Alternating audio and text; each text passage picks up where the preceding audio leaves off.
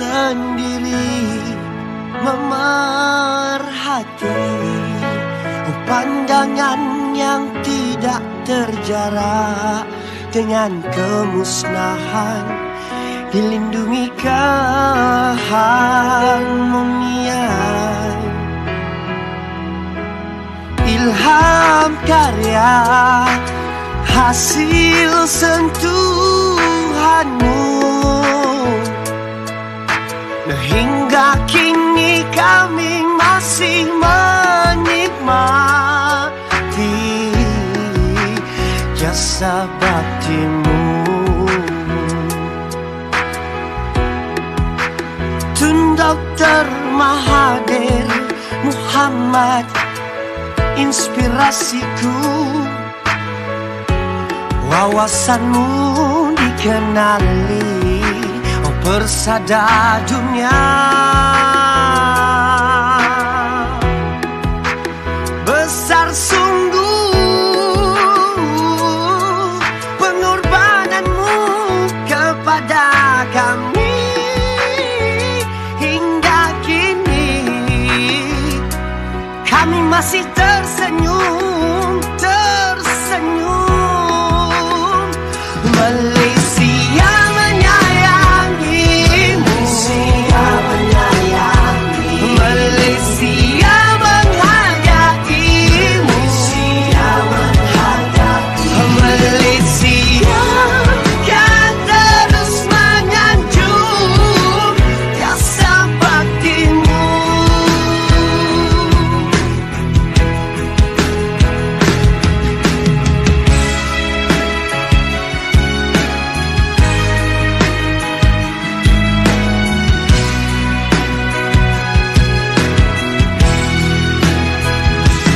Tuhan, lanjutkanlah usia insan yang berhati mulia. Tuhan, kau permudahkanlah Malaysia menyayangimu, Malaysia menyayangimu, Malaysia menghargaimu, Malaysia menghargaimu, Malaysia kan terus menyanjung jasa baktimu. Malaysia menyayangimu, Malaysia menyayangimu, Malaysia menghargaimu, Malaysia menghargaimu, Malaysia kan terus menyanjung jasa baktimu.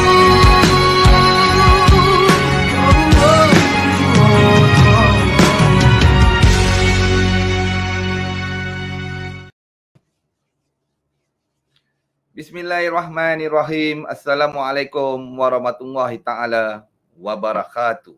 Waalaikumsalam. Salam sejahtera. Semoga tuan-tuan dan puan-puan anda semua tak kira di mana jua berada, daripada Perlis, tak kiralah Arau Perlis, sampailah ke Kudat di Sabah.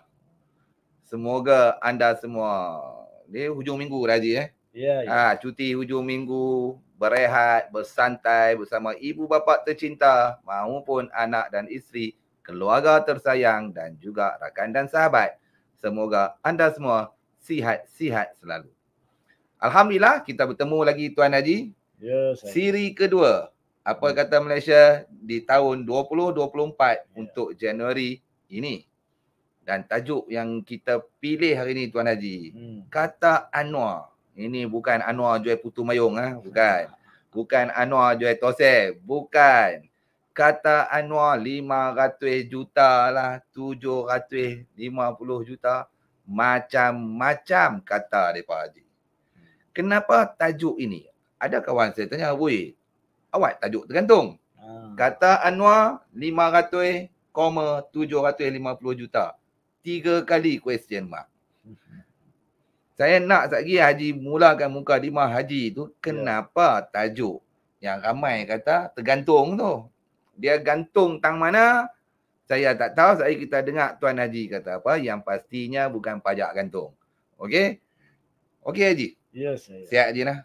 Alhamdulillah, sebenarnya saya pun baru baik daripada semalam saya demam dan sakit tekak. Alhamdulillah dah recover. So bolehlah kita teruskan dengan perbincangan yang selalu kita adakan dengan saudara Fazli, insya-Allah. Harap tak ada lah suara tersekat-sekat. Bila kata suara tersekat-sekat, saya nak tanya tuan-tuan, adakah suara kami tersekat-sekat ataupun suara jelas, clear dan padat? Kerana apa? Kerana bukan hanya anda semua yang nak tahu cerita langkah Dubai, langkah Parit, langkah Longkang semua ni. Tetapi ramai kenalan-kenalan rapat saya Haji. Pemimpin-pemimpin juga yang sedang bersama anda menyaksikan siaran secara langsung ini.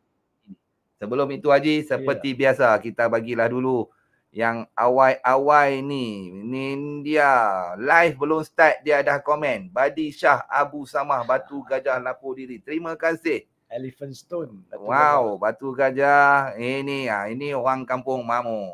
Ayang Hitam Mai, Sultan Bumi. Apa abang-abang? Kemudian kita ini lagi satu, ada dah mangkuk-mangkuk ayun ke apa? Belum lagi Izan Isyam Bakri kata mengoyan ketakutan. Kita tak faham maksud dia. Yang mengoyan gila tu Anwar ke atau kami di sini. Tetapi tak apa, kita biar kerana terima kasih kat dia kerana dia duduk tunggu bersama dengan kita. Yang ni pula siapa? Hashim Ismail. Semoga Allah berkati hidup kita semua. Amin. Mr. Ben 105. Hadir. Thank you. Bukan 118 Tuanku yang di Pertuan Agong baru merasmikan. Yahya Zah. Salam Tuan Haji. Waalaikumsalam. Master Din Jaafar. Salam pada semua. Waalaikumsalam. Kata Anwar, saya bubuh je lah. Kata Anwar si penjual nasi fitnah lauk pembohong. Itu kata Anwar. RZL, suara jelas. Alhamdulillah. Zuwari Yazid, suara jelas. Ninda Ayu. Okey. Cukup clear. Rizal Mat. Nak sebut semua ni lagi macam saya kata pukul 12 malam tadi saya tak habis. Mariam Abdullah, Mat Hise. Kemudian dah ada komen. Kami belum cakap tajuk pun dah ada komen. Assalamualaikum, tak boleh ke yang 120 MP tu buat PC untuk hantar satu isyarat kepada Anwar?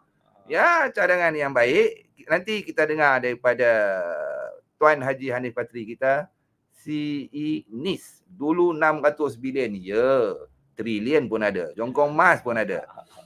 Ini pula Muhammad Nordin. Salam besut clear. Muhammad Azri Zakbar 72120 hadir. Okey. Sulaiman Mat Isa, thank you. Bani Fawaz, thank you. Din Lengko, thank you. Okey. Oh, Zainah Mat Arif. Okey, lagi pula kita sambung. Baik. Terima kasih kepada komentar-komentar yang daripada awal live belum start tadi pun. Batu Gajah sudah pun masuk. Tunggu. Okey Haji. Ya saya. Kita mulakan kita tajuk yang dinanti-nantikan. Saya tahu kerana pemimpin-pemimpin besar juga sedang bersama dengan siaran langsung ini. Siapa dia? Biarkan dia. Okey Haji. Ya. Kenapa Haji? Persoalannya kata Anwar. Macam saya sebut tadi, bukan Anwar jual kacang, bukan. Jual putu mayung pun bukan. Kata Anwar 500 juta, 750 juta. Question mark 3 kali. Tergantung ramai kawan-kawan saya. Saya nak tahu daripada mulut Haji. Mulakan Mukadimah Haji. Kenapa dia tergantung dan tajuk ini diangkat? Baik. Tajuk tergantung. 3 tanda soal. Sebenarnya 3 tanda soal yang kita pilih ni ada tujuan dia. Tanda soal pertama, betul ke Anwar Ibrahim cakap macam tu kepada Agong? Ke bawah duli yang di-Pertuan Agong sampai menggunakan angka 500 juta, 750 juta. Itu tanda soal pertama, betul ke? Tanda soal kedua, apa maksud derma yang Anwar cakap? Ini semua kita akan rujuk dalam kenyataan yang muncul dalam Facebook Anwar dan juga Istana Negara. Saya percaya saudara Fazli telah menyediakan perkara-perkara yang perlu dirujuk. Dan yang ketiga ni, betulkah ada orang nak ulurkan derma 500 kepada istana? Untuk apa? So, 3 tanda soal, tiga-tiga mainkan peranan. Yang jadi tergantung bukan tajuk kita, kenyataan Anwar tu. Betul. So, tujuan kita buat topik perbincangan ini pada hari ini, insya-Allah diharapkan apa yang telah kononnya dinyatakan oleh Anwar Ibrahim, Perdana Menteri Malaysia, di dalam Facebook beliau itu dapat dilihat dan dianalisa secara objektif sebagai rakyat yang matang, dan supaya perkara seperti ini jika tidak jelas, jika dia bercanggah dengan fikiran logika, maka sepatutnya diberi pengajaran kepada para pemimpin politik, janganlah buat perkara seperti ini sehingga celarukan, kelirukan, gundahkan rakyat Malaysia yang matang. Tak elok, tak molek. Kita bukan bercakap berkaitan dengan isu-isu biasa. Kita bercakap tentang kerusi tertinggi negara ke bawah duli Yang di-Pertuan Agong. Itu tujuan kita petik tajuk ini. Izinkan saya baca sikit Haji? Boleh. Tadi saya dah muat naik di awal siaran langsung tadi, kenyataan yang dibuat oleh Anwar Ibrahim pada 9 hari bulan Januari, hari Selasa, dan gambar yang dia buat naik, gambar beliau sedang menghadap ke bawah duli Tuanku. Dalam kenyataan beliau pada 9 Januari itu, dia kata ada 3 pandangan. Pandangan pertama macam biasalah, bla bla bla, kesaliman yang menghadap Tuanku gedebuk-gedebak. Yang paling mencuri tumpuan, menarik perhatian ramai, bukan kata hanya pengamal undang-undang saja tertarik, tetapi kita juga marhain tertarik dengan kenyataan kedua beliau. Baginda Tuanku juga bertitah supaya saya selaku Perdana Menteri dan Kerajaan Madani untuk meneruskan kerja mengurus negara. Baginda juga bertitah bahawa pihak istana tidak akan terlibat dalam sebarang percaturan politik. Itu pertama.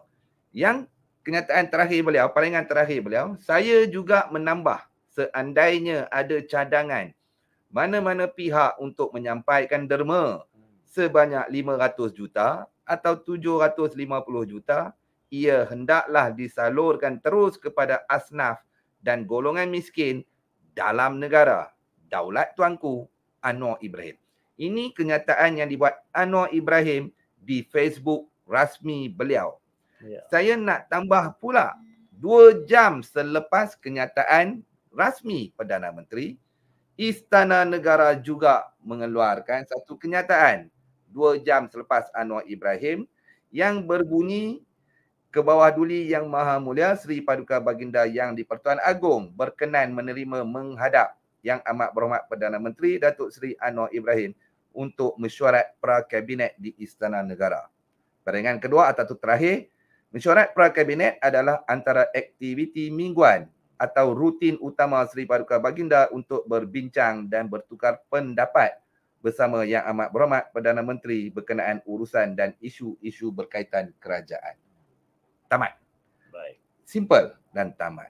Jadi Tuan Haji. Ya, saya. Saya nak tanya Tuan Haji, secara orang biasa macam saya dan ramai di luar sana, kenyataan mana kita yang rakyat kena pakai? Kenyataan yang dikeluarkan oleh Istana Negara ke? Atau kenyataan yang dikeluarkan oleh Perdana Menteri ke? Jadi saya minta Haji, kerana kenyataan Anwar Ibrahim tak sama seperti mana kenyataan yang dibuat oleh Istana Negara. Silakan Tuan. Dalam menjawab soalan tersebut, pertama sekali kalau kita rujuk seperti mana yang dibuat oleh saudara Fazli tadi, memperbandingkan kandungan kenyataan Anwar Ibrahim Perdana Menteri di Facebooknya dan kenyataan yang dikeluarkan oleh sumber rasmi Istana Negara, iaitu Facebook Istana Negara. Kita dapati dalam perengan 2 kenyataan Anwar Ibrahim dan perengan 3 terdapat 3 perkara yang dinyatakan. Betul. Saya akan sentuh perengan 2 Anwar Ibrahim dulu. Dalam perengan 2 Anwar Ibrahim terdapat 2 kenyataan. Satu lagi di perengan 3.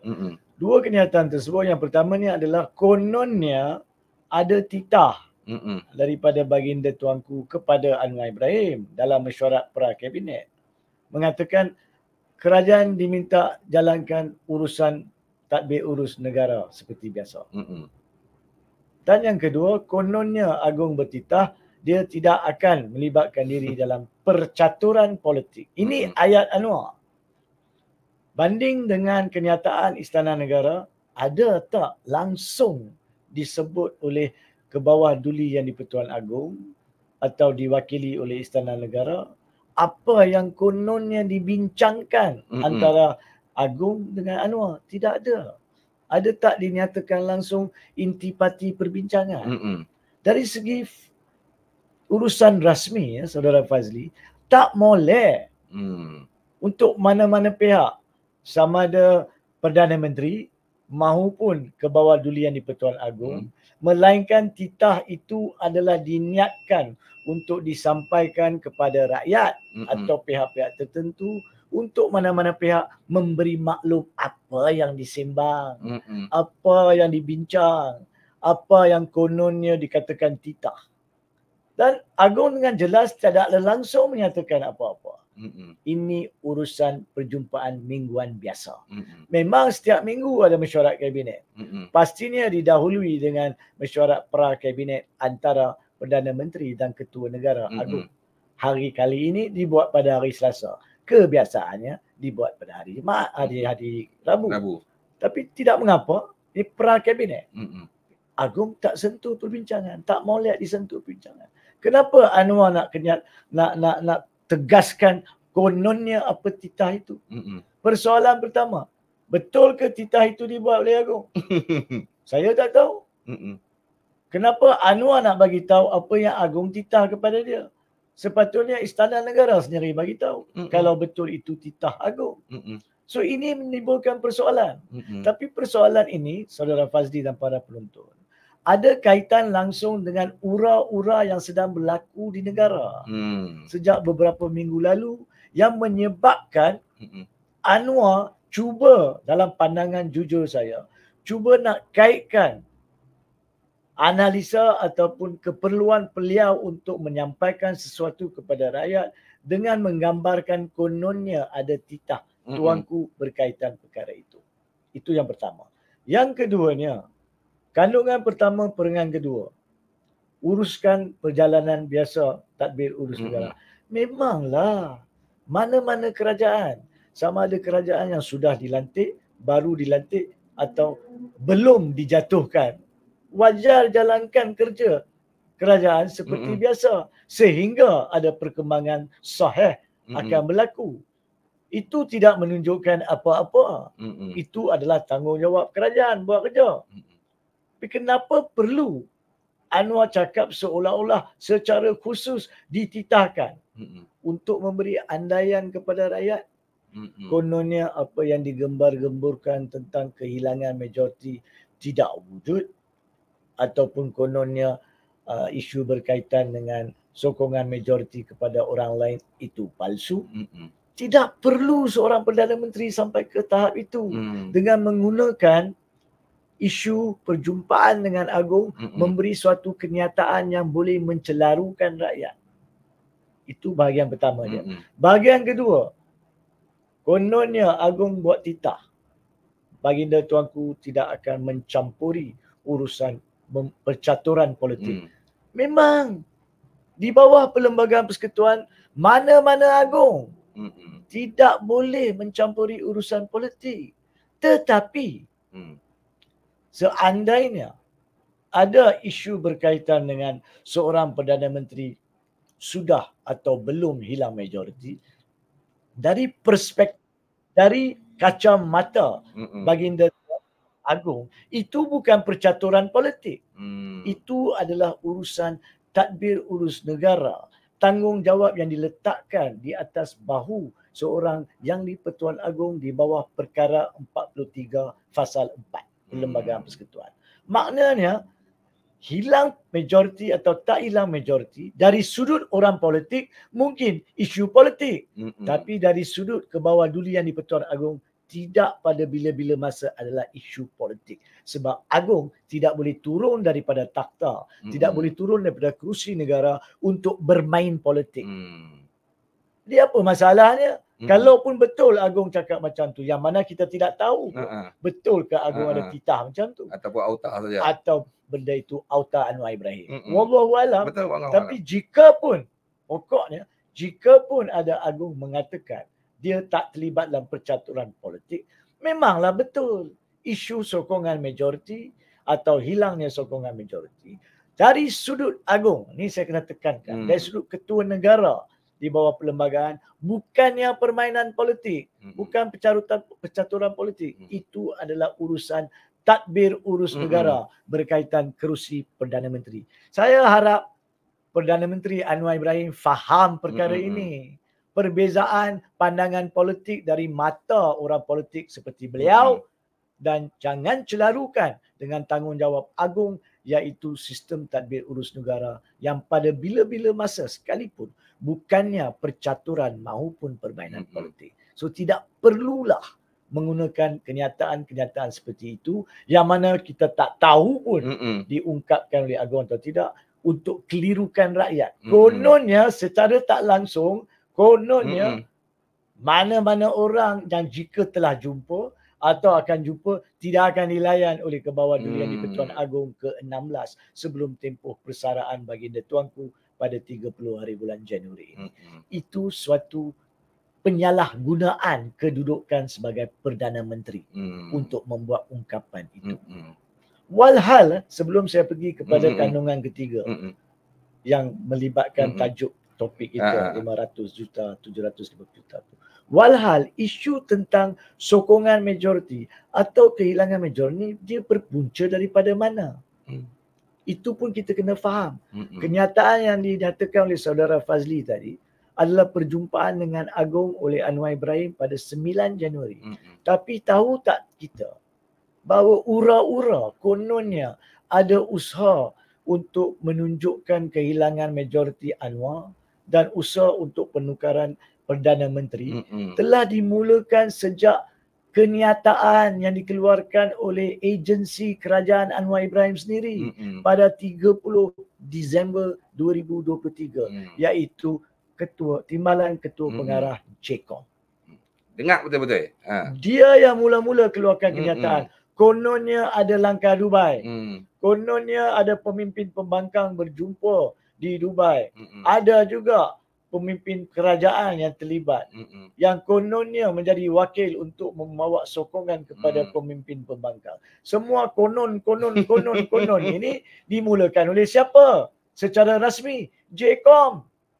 JCOM tu untuk saya tambah sikit. Ya, silakan. Satu agensi di bawah Jabatan Perdana Menteri. Jadi, okey, sambung tu Haji. Jadi bagaimanakah kerajaan yang mulakan war-war tentang isu sokongan majoriti Perdana Menteri, dan sekarang Perdana Menteri pada 9 hari bulan Januari cuba nak beri gambaran kepada rakyat ianya tidak wujud dan tidak dilayan.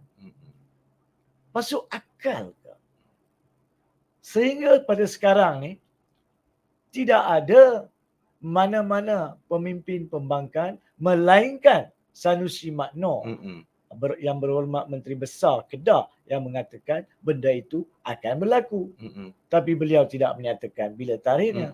Tapi yang digembar-gemburkan secara rasmi oleh JCOM dan disahkan oleh Timbalan Perdana Menteri Zahid Hamidi pada hari keesokannya 31 Disember. So kalau kerajaan sendiri kata ada nak jatuh majoriti, kenapa nak salahkan rakyat untuk mempercayai kalau ada, adalah. Sampai ke tahap nak kena batalkan pula fahaman ataupun tunggu rakyat berkaitan perkara itu. Ini yang saya tak faham. Jangan celarukan rakyat. Jangan sebab kesilapan pihak anda sendiri, kegairahan pihak anda sendiri, tiba-tiba anda kena perbetulkan benda itu melalui kenyataan yang menyalahgunakan perjumpaan Perdana Menteri dengan Agong. Itu salah. Nak minum dulu Haji? Saya minum sekejap. Bagi Tuan Haji minum sekejap. Menarik pada yang WhatsApp kami tadi Tuk tanya tentang Tun Dr. Mahathir di belakang langkah Dubai ni Sabah. Satgi Tuan Haji akan sentuh perkara itu. Sebelum itu Tuan Haji, saya nak tambah sikit. Boleh atau tidak sebagai seorang marhain saya ini dengan kenyataan, bila saya baca kenyataan yang dibuat oleh Anwar Ibrahim, saya faham seolah-olah Anwar Ibrahim, ini kefahaman saya, dia yang mengheret tuanku ke dalam kancah politik. Boleh tak, salah tak sebagai rakyat yang berfikir macam tu? Itulah maksud saya. Tidak molek, tidak beradab sampai ke tahap biadab. Bagi saya ini adalah tindakan biadab. Mana-mana pihak, terutamanya Perdana Menteri, Ketua Kerajaan, untuk mengheret secara langsung dan tidak langsung akan kerusi ketua negara ke bawah duli yang di-Pertuan Agong dalam isu berkaitan sama ada dia ada sokongan majoriti atau tidak. Itu salah, biadab. Dan itu menyalahgunakan kedudukannya sebagai Perdana Menteri. Tidak patut dibuat. Tidak patut dibuat. Sebab kita memahamkan rakyat dan rakyat pun percaya secara betul dan tepat tidak ada mana-mana agung ataupun sultan negeri masing-masing akan mencampuri urusan politik. Kenapa anda sebagai Perdana Menteri nak celarukan rakyat berkaitan perkara tersebut ke tahap yang salah? Mengheret nama agung bagi tujuan peribadi kerana sokongan majoriti anda menjadi isu. Siapa yang membuat isu? Agensi anda sendiri, iaitu JCOM. Siapa yang membuat isu? Timbalan Perdana Menteri yang awak lantik sendiri, iaitu Zahid Hamidi. Itu tak betul, tak molek, tak beradab ke tahap biadab seperti yang saya nyatakan tadi. It's not right. Now, sebelum kita lanjutkan kepada peringatan ketiga, perlu saya tekankan di sini, seperti yang dinyatakan oleh Saudara Fazli, kenyataan FB Anwar awal 2 jam. Saya percaya Istana Negara keluarkan kenyataan 2 jam kemudian kerana tidak puas hati dengan kenyataan Anwar yang cuba memetik, mengatakan kononnya Agong bertitah A, Agong bertitah B. Tapi sebagai seorang ketua negara, mereka tidak perlu menyelar Perdana Menteri itu di pihak awam. Betul. Dah cukup memadai untuk mereka keluarkan kenyataan yang ringkas seperti mana yang dibaca tadi, yang menunjukkan itu perjumpaan biasa. Bukankah itu menunjukkan yang pertama, bahawa keluarnya kenyataan Istana Negara 2 jam kemudian menunjukkan Istana Negara tidak puas hati dengan cara dan gaya bagaimana Anwar Ibrahim keluarkan kenyataan beliau. Itu untuk rakyat fikir. Dan saya menjunjung tinggi, menjunjung kasih ke bawah duli yang di-Pertuan Agong kerana baginda tuanku tidak perlu pun nak menunjukkan titah murka melalui kenyataan tersebut. Baca pun kita faham. Apabila Anwar cakap A, B dan C yang kita akan sentuh, baginda tuanku cuma kata ini perjumpaan biasa. Tidak ada pun dinyatakan apa yang dititah, apa yang tidak dititah. Itu sepatutnya memberi fahaman kepada rakyat bahawa kenyataan Anwar perlu diambil dengan waspada. Makna kata tidak dipersetujui oleh Agong. Satu perkara lagi yang saya percaya saya difahamkan oleh pihak-pihak tertentu. Gambar perjumpaan Anwar dengan Agong yang mula-mula dinaikkan di dalam Facebook Anwar berlainan daripada apa yang dinaikkan oleh Istana Negara. Tapi pembetulan kemudian dibuat di mana gambar itu telah diturunkan. Sekiranya pihak yang mentadbir urus kenyataan Anwar Facebooknya boleh buat kesilapan sebegitu rupa, gambar hari itu pun tidak dinaikkan, dinaikkan gambar sebelum itu. Maka macam mana kita nak percaya kandungan kenyataan tu? Macam mana? Saya nak tanya apa rakyat. Sampai bila Agong Istana Negara tunjuk gambar hari itu baru cepat-cepat diperbetulkan. Saya rasa perkara ini boleh lihat. Ramai pihak telah pun viralkan di Facebook, di WhatsApp menunjukkan gambar yang berbeza. Adakah itu cara Perdana Menteri mentadbir urus perjumpaan harian? Macam mana kita nak yakin tadbir urus negara? Gambar pun boleh tak betul. Nak suruh kita percaya kenyataan tentang titah. Saya minta maaf sebagai rakyat Malaysia, sebagai pengamal undang-undang di atas percanggahan-percanggahan yang wujud di atas konsep bagaimana ketua kerajaan wajar menghormati dan beradab kepada ketua negara, saya tidak boleh terima kenyataan yang telah kita rujuk Perenggan 2 Anwar tersebut. Bagi saya, ianya dikeluarkan oleh Anwar untuk mengelirukan rakyat, mencelarukan rakyat berkaitan isu sokongan majoriti. Now, perlu kita pergi kepada perenggan ketiga. Perenggan terakhir. Ketiga. Isu ketiga ni secara langsung berkaitan dengan tajuk kita. Di mana kalau boleh Saudara Fazli sila baca balik perenggan ketiga. Saya juga menambah Anwar Ibrahim ya. Bukan Fazli Muhammad ya. Anwar Ibrahim. Saya juga menambah seandainya ada cadangan mana-mana pihak untuk menyampaikan derma sebanyak 500 atau 750 juta, ia hendaklah disalurkan terus kepada asnaf dan golongan miskin dalam negara. Bila Anwar mengatakan dia juga menambah, bermaksud dia menambah kepada ke bawah duli yang di-Pertuan Agong dalam perjumpaan itu. Wajarkah? Saya nak tanya para penonton.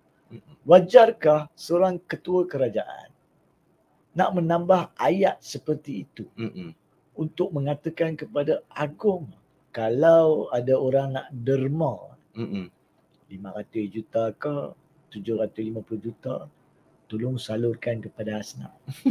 Masuk akal ke seorang Perdana Menteri nak bercakap macam tu? Beranikah Anwar cakap macam tu kepada ketua negara? Dan apakah asas dia mengatakan perkara itu?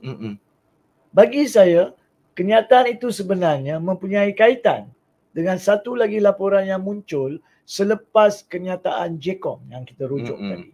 Di mana ada portal yang juga dikaitkan dengan JCOM telah kononnya mengatakan bahawa pihak pembangkang, kononnya ini suatu ungkapan yang cukup bahaya, yang dilaporkan oleh portal tersebut mengatakan telah cuba hendak merasuah Agong dengan jumlah 500 atau 750 juta dan mungkin lebih daripada itu dengan bantuan Tun Daim dan Tun Mahathir. Nombor satu, awak kaitkan kerusi Agong dengan rasuah. Tak malu ke anda? Bukankah itu suatu penghinaan kepada kerusi ketua negara?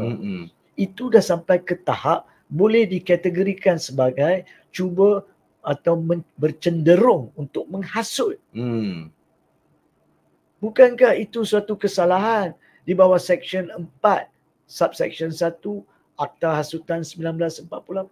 Dan siapa yang menghasut? Walaupun perkataan derma digunakan sebagai kata kunci di situ, bukan rasuah oleh Anwar Ibrahim, tapi dari mana datangnya isu 500 juta, 750 juta yang diungkapkan oleh Anwar, yang dikata kononnya diungkapkan, datangnya daripada portal yang di bawah agensi kerajaannya sendiri, kelolaan mereka sendiri, yang pada masa itu menggunakan perkataan rasuah. So, bukankah Anwar boleh dikatakan cuba memaklumkan kepada rakyat 500 dan 750 juta adalah cubaan rasuah? Adakah itu tindakan yang wajib atau wajar dibuat oleh seorang Perdana Menteri kepada kerusi tertinggi negara? Does it make sense? Secara tak langsung dan langsung, Anwar telah memunculkan kecenderungan untuk menghasut pihak raja ke bawah duli yang di-Pertuan Agong. It's not right. Kalau ada asas mengatakan wujudnya elemen-elemen negatif, salah guna rasuah, salah guna kuasa, bukankah Anwar dan pegawai-pegawainya bertanggungjawab membuat laporan SPRM? Sebelum pun ungkapkan lawak seperti itu kepada Agong. Lawak bodoh. Lawak bodoh. Biadab. Dan awak katakan dalam kenyataan awak memberi pandang kepada 33 juta rakyat Malaysia atau segolongan yang membaca kenyataan seolahnya awak cakap benda tu. Saya nak pejabat Perdana Menteri menunjukkan kalau bukannya daripada portal di bawah penyeliaan kerajaan sendiri yang mengeluarkan isu berkaitan 500 juta, 750 juta. Dari manakah sumber lain yang Anwar merujuk derma? Buktikan. Kalau anda tak berjaya buktikan, maksudnya anda merujuk kepada kenyataan portal tersebut yang merujuk kepada rasuah pembangkang yang kononnya dibelakangi oleh Tun Dr. Mahathir dan sesiapa yang lain. Salah. Salah. Nah, saya nak tanya balik saudara Fazli. Masuk akal ke nak mengatakan bahawa Tun Mahathir di belakang apa yang diwar-warkan sebagai apa nama ni Dubai, langkah Dubai. Dan masuk akal ke Tun Mahathir di belakang apa-apa isu dana untuk menjatuhkan kerajaan? Saya nak rakyat fikir secara logik. Tun Mahathir telah bersara sebagai Perdana Menteri keempat. Kali pertama dia jadi Perdana Menteri pada tahun 2003. Sampai lebih kurang 12-13 tahun dia bersara. 2015 dia keluar daripada persaraan politik kerana ada perjuangan untuk menjatuhkan kerajaan zalim ketika itu. Kita semua tahu iaitu isu berkaitan Najib Razak. Dan kalau misal katalah pada masa itu tidak ada orang-orang politik yang bacul dan yang lemah, yang tak berdaya buat apa-apa, tidak berjumpa beliau dan mengheret beliau keluar daripada persaraan, dia tidak perlu pun keluar daripada persaraan. Tapi kelemahan, kebaculan pemimpin-pemimpin politik sama ada dari UMNO ataupun pembangkang pada masa itu yang menyebabkan Tun keluar, membimbing Pakatan Harapan, berkempen di pilihan raya dan menjatuhkannya akhirnya pada tahun 2018. Nah, sebelum PRU 14, bukankah wujud deklarasi rakyat? Betul. Yang pada masa itu di tunjang tertinggi telah pun mengesahkan ada sokongan petition yang ditandatangani oleh lebih 1.2 juta rakyat. Tujuan deklarasi rakyat pada masa itu adalah untuk dipersembahkan kepada kebawah duli yang di-Pertuan Agong almarhum Sultan Kedah sekarang. Supaya langkah perlembagaan boleh diambil oleh Agong bagi tujuan untuk membawa Najib Razak kepada suatu tindakan tata tertib kenapa beliau tidak boleh dibuang sebagai Perdana Menteri melalui satu siasatan diraja. Kalau misal kata sekarang ni nak dikatakan Tun nak biayai, kononnya Tun ada duit nak biayai. Bukankah pada masa itu 2016, 2017 deklarasi rakyat boleh pergi kat Sultan Kedah? Maaf ya, jangan bukan saya cadangkan. Betul. Baginda tuanku telah almarhum. Masuk akalkah dulu pergi ke jalanan, pergi berkempen, kutip 1.2 juta petition, tak ada pun isu rasuah pada masa itu. Betul. Tak ada pun cubaan Tun nak merasuah sesiapa. Dan sekarang apabila Tun dah bersara daripada politik sepenuhnya dan menjalankan tugasan beliau, tanggungjawab beliau sebagai negarawan Malaysia sejak 2020 dan khususnya sejak PRU 15 November 2022. Tiba-tiba setahun kemudian setahun lebih nak kata Tun nak masuk balik ke? Fikir sendiri. Umur 99 tahun. Dan bukan juga ahli parlimen. Bukan ahli parlimen. Bukan ketua mana-mana parti. Saya percaya bukan ahli mana-mana parti pun. Dan bukan dalam mana-mana kerajaan sekalipun. Apa tujuan, apa kepentingan beliau nak menjatuhkan mana-mana kerajaan secara salah, secara betul itu hak beliau. Secara salah. Masuk akal. Sebelum nak tuhmahkan seorang negarawan atau mana-mana negarawan lain jika ada, fikir secara masak. Jangan bukan saja anda tuhmahkan ketua negara, ke bawah duli yang di-Pertuan Agong, anda juga tuhmahkan negarawan. It's wrong. Jadi bagi saya, janganlah buat main politik jahat sampai ke tahap biadab tak masuk akal dan mengelirukan serta mencelarukan rakyat. Ya.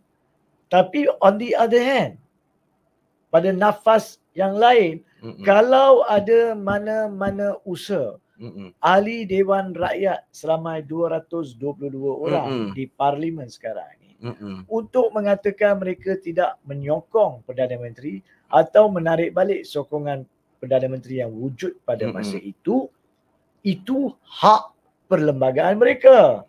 Itu mereka boleh buat. Tidak ada sesiapa boleh mengatakan itu salah. Sebab itu hak perlembagaan. Tapi on top of awak mengatakan benda yang betul itu salah, awak mengatakan itu dilakukan dengan rasuah. Dan mengaitkan dengan seorang yang bukan ahli Dewan Rakyat pun. Bolehkah Tun Dr. Mahathir, jika pun dia berhasrat nak jatuhkan Anwar Ibrahim sebagai Perdana Menteri, bolehkah dia menjadi Perdana Menteri kali ketiga? Dia bukan ahli Dewan Rakyat. Cuba fikir. Kenapa nak sampai ke tahap ini? Dan seorang yang berusia 99 tahun, izinkanlah beliau berehat dan menjalankan tugas dia sebagai negarawan. Tanpa melibatkan dia dalam segala perkara yang anda sendiri tidak boleh nak sangkal atau nak bela diri anda. Tapi itulah Anwar Ibrahim. Dan para penyokong Anwar Ibrahim. Betul. Sebab portal tersebut keluarkan kenyataan bukan Anwar pada peringkat awal, tapi Anwar melebarkan dengan menukarkan konsep rasuah kepada derma. Nah, kalau ada derma, kenapa nak minta salurkan derma kepada orang lain? Pasal apa nak kena dengar cakap dia? Nak kena dengar situ. Inilah, sebelum kita pergi lanjut Haji minum dulu. Ya, saya. Inilah negara kita apabila Anwar Ibrahim mengangkat sumpah menjadi Perdana Menteri, bermain politik tak pernah bertepian, tak pernah berkesudahan. Saudara Fazli, maaf mengganggu. Okay. Sebab itulah kalau betul ke bawah duli yang di-Pertuan Agong bertitah buat urus tadbir negara tu kena pada masanya, kena pada tempatnya. Sebab baginda tuanku nampak para pemimpin kerajaan, ahli politik tidak menjalankan tugas. Asyik bermain politik yang tiada kena-mengena dengan negara. Sampai beliau kena titah. Baginda tuanku kena titah. Semalam dia membuat titah tersebut di Pahang. Buat selesaikan benteng pasir untuk elakkan banjir. Jangan asyik berpolitik. Dia titah semalam. Kepada siapa? Siapa yang boleh buat urusan kos dan projek berkaitan pasir tersebut? Kerajaan. Mereka yang berkuasa. Jadi bukankah ungkapan jangan bermain politik oleh baginda tuanku semalam yang dilaporkan oleh media pada hari ini dan semalam, bukankah itu ditujukan kepada kerajaan sekarang? Buat kerja, jangan berpolitik. Mengaitkan tomahan kepada ke bawah duli tuanku. Tak cukup yang tu, kaitkan pula tuding jari pula kepada Tun Dr. Mahathir. Kononnya Tun Dr. Mahathir lah di belakang untuk membiayai dengan merasuah pihak itu, pihak ini. Seperti mana yang diulas oleh Tuan Haji Hanif Katri. Kenapa nak jatuhkan Najib Tun terpaksa masuk kampung, keluar kampung? Kenapa Tun tak gunakan rasuah saja? Betul, saya setuju dengan Tuan Haji Hanif Katri. Begitu juga kerajaan selepas itu, selepas Tun ditikam, dikhianati, jatuh langkah Sheraton. Kenapa Tun tidak merasuah? Jadi, kepada Anwar Ibrahim dan pendukung-pendukungnya, biarlah cerdik. Ini nasihat marhain daripada saya kepada anda. Tak kiralah anda itu pemimpin besar sekalipun. Biarlah cerdik, gunalah akal. Saya, Tuan Haji tahulah, di media sosial saya ni banyak keluar video lah di media sosial. Di TikTok saya tengok ada jugalah yang geng-geng 3 suku ni duk buat video, duk kutuk Tun, fitnah Tun. Tentang 500 juta. Dah 99 tahun ada satu video tu, dia kata dah 99 tahun. Apa mau lagi? Duit disalah guna, rasuah itu haram. Wow, hebat ayat mereka. Mengalahkan mufti ayat mereka. Sedangkan itu hanyalah fitnah yang dibawa, yang dimain bermulanya oleh sebuah agensi JCOM yang di bawah kelolaan, seliaan Jabatan Perdana Menteri. Okey Haji. Ada sentuh lagi? Ya, sebelum kita ke topik lanjut ataupun isu-isu sampingan lanjut yang perlu ditanya. Saya percaya perkara ini bergolak daripada masa Anwar Ibrahim mengangkat sumpah sebagai Perdana Menteri ke-10 pada 24 November 2022. Sejak daripada itu dia asyik meratip siang malam tanpa mengira tempat ataupun kedudukan. Kononnya mereka-mereka yang dikatakan sakau dan seorang pemimpin yang 22 tahun dan 22 bulan menjadi pemimpin wajib dibawa untuk keadilan. Itu diratip dari hari ke hari ke hari ke hari. Dan apabila keluarnya isu beliau hilang sokongan majoriti atau mungkin hilang sokongan majoriti, dikaitkan lagi untuk menegakkan benang yang basah. Yang tidak wujud tersebut. Jadi cuba kita fikir, kalau adalah jumlah sebanyak 500 juta maupun 50 juta sekalipun dengan Tun, maka perkara itu boleh disiasat oleh pihak berkuasa seperti Bank Negara. Dan saya yakin Tun Dr. Mahathir telah beberapa kali pun menyatakan, siasatlah saya, dedahkanlah apa yang awak ada bukti. Malah dah buat pengisytiharan harta sekalipun. Jadi kalaulah anda portal-portal di bawah kerajaan kononnya nak menyokong dan taksub kepada pemimpin untuk melanjutkan lagi ungkapan-ungkapan beliau ini dengan mengatakan ada rasuah kononnya 500 juta, 750 juta, 1 bilion dan dibelakangi oleh Tun Mahathir, maka anda membuat sesuatu yang palsu, tanpa asas dan anda sendiri wajib menjawab. Wajib menjawab. Tapi sampai ke sekarang ini pun tidak dinyatakan siapakah pemimpin pembangkang yang nak menjatuhkan kerajaan. Dan siapakah pemimpin pembangkang yang bekerjasama secara salah untuk isu rasuah agung ni dengan pihak Tun. Berani kan cakap yang betul. Kalau ada, masalahnya tak ada. Tapi kenyataan seperti ini dibawa ke depan untuk mengelirukan rakyat, mencelarukan rakyat. Inilah sebuah kerajaan diminta untuk tadbir urus negara. Dan bukan semua urusan tadbir urus negara boleh diselesaikan dalam sekelip mata. Itu kita faham. Ada isu-isu ekonomi yang perlu penelitian, perangkaan polisi dan mungkin memakan masa untuk membawa negara ke jalan yang betul. Tapi pada masa yang sama, janganlah jatuhkan lagi negara ke lembah yang lebih hina dengan fitnah, tuhmahan dan isu-isu yang mungkin anda tak puas hati dengan mana-mana individu sebagai balas dendam yang bertali arus, yang tak membantu rakyat, tak membantu negara. Cuba fokus kepada tanggungjawab anda, wahai Anwar Ibrahim. Fokus kepada tanggungjawab anda. Apabila anda sebagai Perdana Menteri buat benda yang betul, kita puji, kita sokong. Seperti mana anda bila tak dapat majoriti kerajaan pada November 2022, anda telah berbincang dengan parti yang menjadi musuh anda dulu pun, UMNO. Dan anda telah menubuhkan kerajaan yang anda panggil perpaduan, yang kami panggil campuran. Tak kisahlah title apa. Kerajaan telah dibentuk. Kami sokong satu usaha yang baik dibuat dalam keadaan tidak ada majoriti untuk usaha wujudkan kerajaan. Tapi kemudian buatlah kerja. Bukan main politik, bukan sembang kari, bukan fitnah sana sini. Jangan fitnah.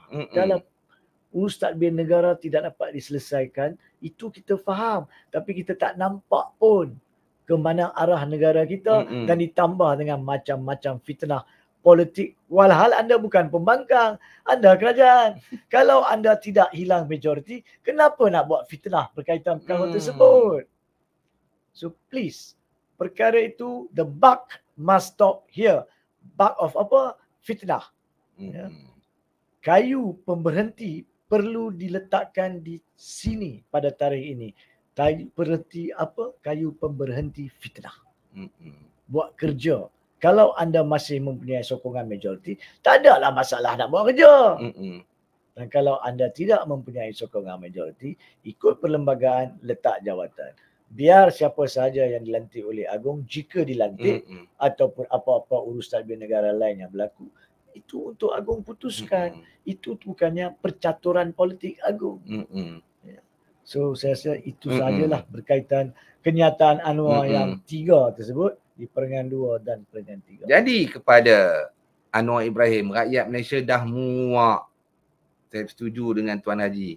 Stop it. Hentikanlah cerita-cerita fitnah daripada mulut anda. Anda ketua kerajaan.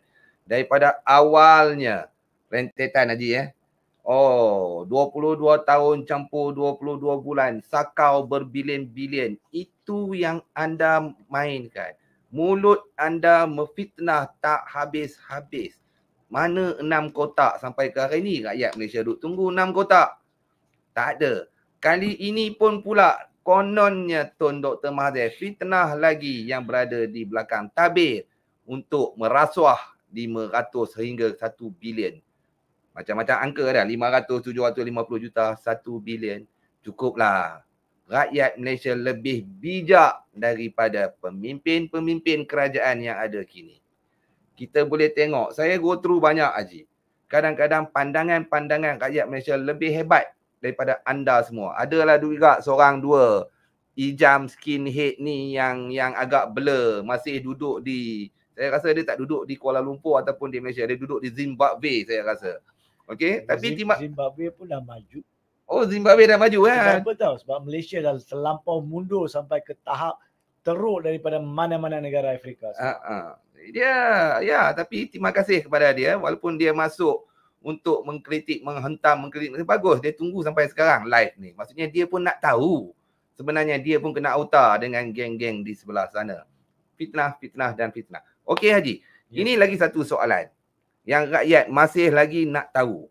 Bila Haji dah kupas tentang kenyataan yang dibuat oleh Anwar, Haji dah sentuh tentang Tun Dr. Mahathir kononnya berada di belakang langkah Dubai, langkah apa sekalipun. Kemudian persoalan rakyat. Apabila Zahid kata langkah Dubai salah dari sudut perlembagaan. Diikuti pula oleh setiausaha politik kanan. Perdana Menteri sendiri yang buat laporan polis.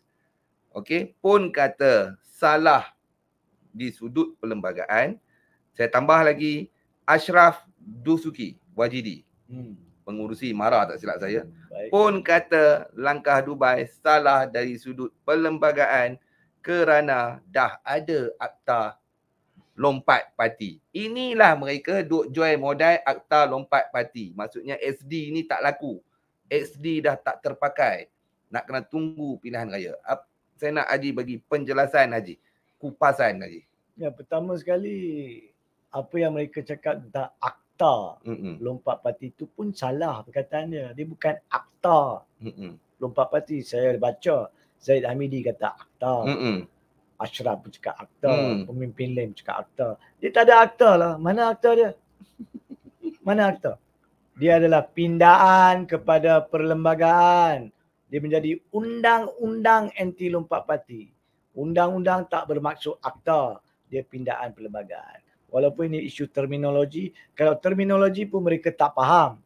Sedangkan mereka yang buat RUU pindaan perlembagaan, itu pun mereka tak faham. Dia orang panggil akta. Maka macam mana lah dia nak faham undang-undang itu.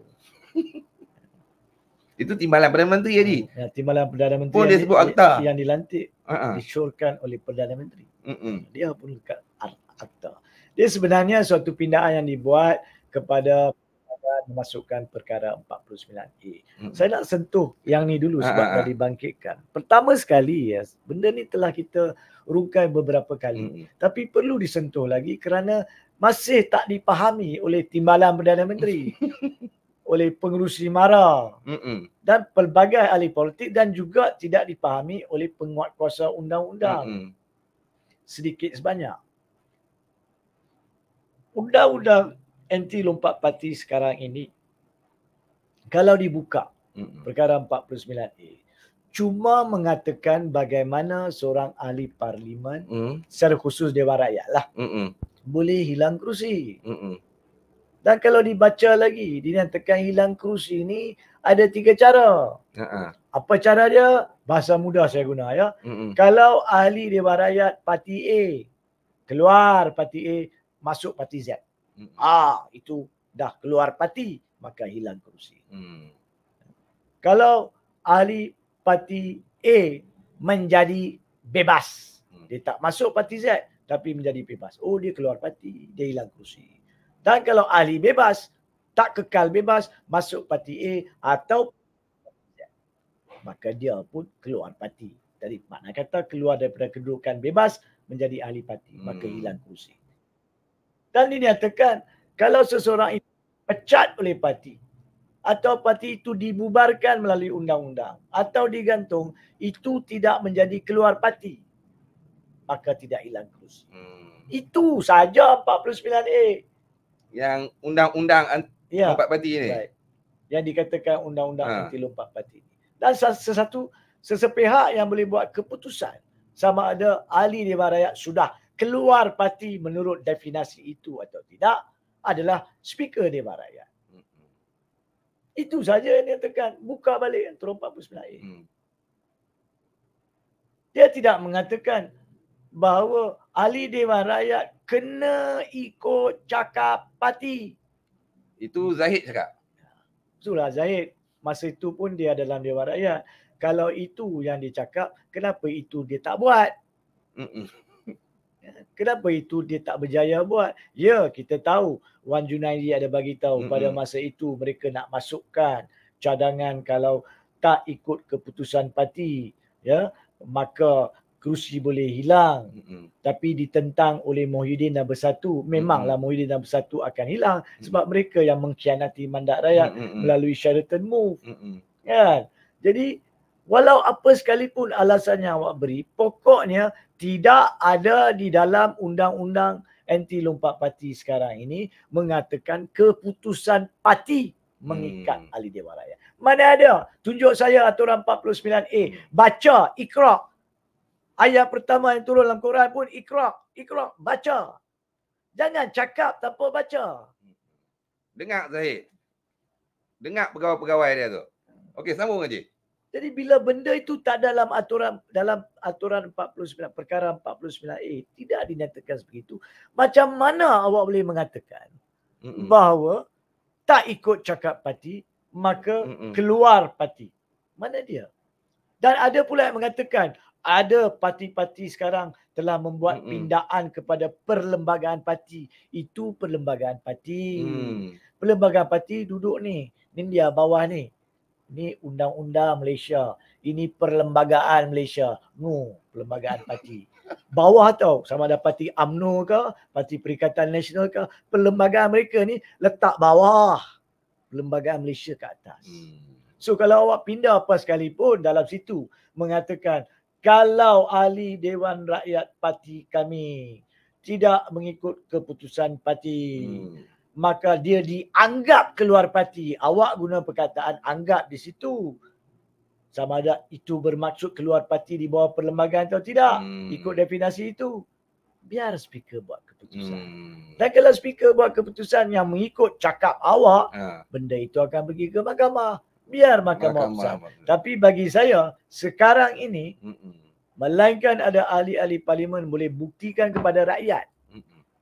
Aturan perkara 49A dengan jelas menyatakan dia ayat dia mengatakan kena ikut cakap parti ahli Dewan Rakyat. Kalau tak hilang kerusi. Kalau ada maka bawa kepada saya. Kalau ada. Kalau tak ada maka duduk diam-diam. Jangan kelirukan rakyat. Jangan pembohong rakyat. Jangan bohongi rakyat. Betul. Sebab apa tahu? Isu sokongan Perdana Menteri telah wujud dalam perlembagaan sejak merdeka 1957. Iaitu perkara 432. Sudah ada masa tu. Yang masuk perkara 49A masuk tahun 2022. Sebelum daripada PRU 15. Makna kata 65 tahun kemudian baru masuk perkara ini. Pada masa merdeka sampai sekarang, ahli Dewan Rakyat menentukan secara peribadi. Hak peribadi mereka. Siapa mereka nak sokong. Sebab itu dikatakan dalam khidmat baginda tuanku, wakil rakyat yang mana yang mungkin memperolehi sokongan majoriti, ahli Dewan Rakyat. Dia tak kata dalam khidmat tuanku, wakil rakyat mana yang mungkin menerima sokongan Presiden parti. ahli Dewan Rakyat mengikut arahan parti. Dia tak kata dalam perlembagaan. Betul. Mana ada. Jadi kalau you nak meletakkan parti menentukan keputusan Dewan Rakyat, pindaan patut dibuat pada perkara 43.2 pada masa perkara 49A dimasukkan. Tanpa pindaan itu, hak peribadi kekal hak peribadi. Tak boleh dicuri oleh parti. Itu satu. Yang keduanya, undang-undang parti sekarang pun tidak membolehkan sesiapa menentukan adakah mana-mana parti itu mengikut perlembagaannya atau tidak.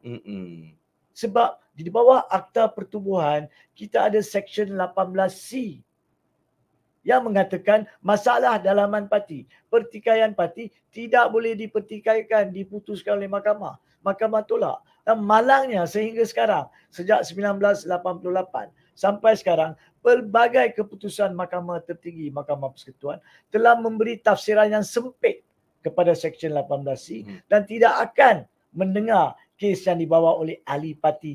Jika pun dia mengatakan ini bukan keputusan parti, ini keputusan presiden saja. Parti buat keputusan lain. Presiden menyalahi keputusan parti. Ini bukan keputusan parti, saya nak cabar. Tak boleh, 18C ada. So selagi undang-undang parti ini cacar marba, disalahgunakan dan tidak ada undang-undang pembetulan dibuat kepada undang-undang parti, macam mana awak nak katakan bahawa parti itu adalah ataupun keputusan itu adalah keputusan parti? Jangan kita lupa sebelum pilihan raya, no Anwar, no DAP. Itu ungkapan UMNO dalam mesyuarat agung mereka. Selepas daripada pilihan raya, kita faham. Selepas pilihan raya, tak ada majoriti. So perlu buat keputusan. Tapi bila UMNO bermesyuarat? Dia kena mesyuarat parti yang tinggi. Keputusan tertinggi. Mesyuarat agung. Kalau presiden membuat keputusan sendiri dan tidak pernah dibawa kepada parti untuk mengesahkan keputusan itu, maka keputusan itu bercanggah dengan keputusan mesyuarat agung sebelum itu. No DAP, no Anwar. Tapi bolehkah sesiapa yang nak melanggar itu bawa ke mahkamah untuk pertikaikan? Tak boleh. Selagi undang-undang pertubuhan tidak dikemaskini. So kalau awak nak buat parti yang buat keputusan, maka saya cabar ahli parlimen. Pindah Akta Pertubuhan. Buang Seksyen 18C. Kena buang Seksyen 18C. Yakni keputusan sama ada keputusan itu sah mengikut perlembagaan atau tidak. Mana-mana parti boleh dan wajar diputuskan oleh mahkamah. Kalau ada seorang wakil rakyat berpeluang nak bawa keputusan yang dikatakan keputusan parti untuk diputuskan oleh mahkamah, barulah awak boleh cabut kerusi dia. Kalau tidak, dahlah hak peribadi dia nak pilih Perdana Menteri ditarik balik, dan ditarik balik secara salah, bukan mengikut perlembagaan parti. 2 kali merana. Tak boleh bawa ke mahkamah. Kalau itulah apa yang awak maksudkan, maka itu menjadikan perlembagaan Malaysia perlembagaan yang hancur. Saya tak terkejut Haji. Kalau Haji kata hancur, tapi yang cakap benda tu Presiden UMNO Zahid. Yang cakap benda tu Ashraf Wajidi. Oh kononnya mereka ni duk berselindung di sebalik akta lompat parti. Walaupun bukan akta. Itulah bukan akta pun. Mereka duk berselindung kepada benda yang tak wujud. Sebab itulah mereka, saya sering kata, kenapa UMNO makin membusuk, makin ditolak oleh rakyat. Kerana ada pemimpin yang tak tahu apa benda, cuma kira temolok sendiri, tengkuk sendiri, perut sendiri. Saya nak tanya balik juga. 2022 awal tu, ada 4 orang ahli parti bersatu. Yang dikatakan oleh Parti Bersatu pada masa itu, mereka telah keluar parti. Dan Bersatu telah menulis surat kepada speaker mengadu. Apakah keputusan speaker? Itu bukan lompat parti. Dia tak hilang kerusi. Kenapa sekarang awak mengatakan kalau seseorang itu tarik balik sokongan Perdana Menteri, walaupun parti dia tak tarik balik, maka dia hilang kerusi? Kenapa awak tak ingat ke apa yang berlaku dengan ahli parlimen awak sendiri? Jangan nak bohong kepada rakyat. Jangan nak menipu rakyat. Saya yakin rakyat di luar lebih baca perlembagaan daripada ahli parlimen ini. Ya. Sama ada dia timbalan Perdana Menteri maupun Perdana Menteri. Saya tak kira. Jangan tipu rakyat tentang keluhuran perlembagaan. Awak yang gagal buat pindaan yang perlu untuk menjaga kepentingan peribadi, awak yang gagal. Alhamdulillah lah awak tidak mempunyai otak yang matang untuk fikir perkara itu. Kalau tidak lagi hancur perlembagaan kita. Dan sekarang awak nak kelintung rakyat. Nak mengatakan bahawa kena ikut cakap parti. Parti pun tak ikut perlembagaan parti. Lepas itu tak boleh bawa ke mahkamah. Undang-undang ini kena diubah. Barulah parti ada hak. Rakyat tahu tak? Sampai tahun 2022, parti tak dirujuk langsung di dalam perlembagaan persekutuan. Tidak ada sebut langsung perkataan parti politik. Parti tak dilayanlah oleh perlembagaan. Sebenarnya yang layan perlembagaan adalah orang yang taksub politik. Yang layan parti ni. 2022 bila dimasukkan perkara 49A, maka pindaan dibuat kepada perkara 160, iaitu perkara 160 adalah takrifan. Dalam situ dimasukkan apakah maksud parti politik. Baru dimasukkan perkataan parti politik. Sejak merdeka? Sejak merdeka. 66 tahun lepas merdeka. Kenapa? Sebab ada perkara 49A yang mengatakan seorang yang dianggap keluar parti. Sebab ada perkataan parti dalam 49A, kenalah diberi takrifan di bawah perkara 160. Sebelum itu tak rujuk. Kalau sebelum itu rujuk, kenapa baru nak buat takrifan kepada parti politik? Jadi parti politik ni tak ada nilai. Di bawah perlembagaan Malaysia, parti politik tiada nilai. Ini saya nak tekankan, dah lama kita cakap. Tak ada nilai. Jadi janganlah anggap awak ni raja.